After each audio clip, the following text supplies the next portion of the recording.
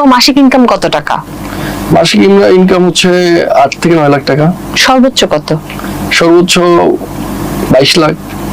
এই 8 থেকে 9 লাখ টাকা কিংবা সর্বোচ্চ 22 লাখ টাকা ইনকাম করে তুমি এত গাড়ি বাড়ির মালিক, তুমি কি মজা করো নাকি এই টাকার হিসাব বুঝো না?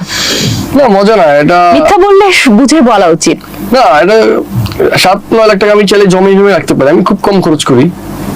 তুমি 7-9 লক্ষ টাকা, 7 লক্ষ 9 লক্ষ জমাও, তোমার কি টাকার অভাব আছে? তুমি তো চাইলে দিনে খরচ করতে পারো এই টাকা। আমি এত বেশি খরচ করি না, আমি মানুষকে এত শো অফ করি না। তো খুব তো মাসিক ইনকাম আসলে কত সত্যিটা বলো তো? 1 কোটি? না 7-8 লাখ টাকাই।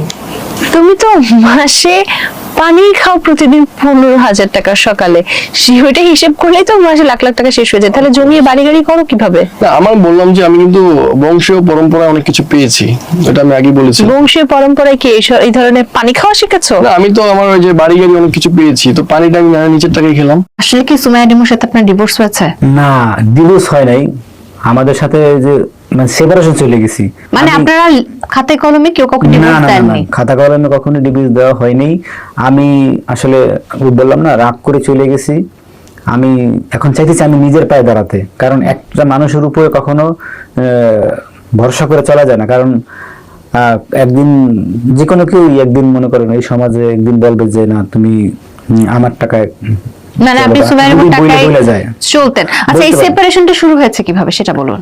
সেপারেশনটা শুরু হয়েছে আপনার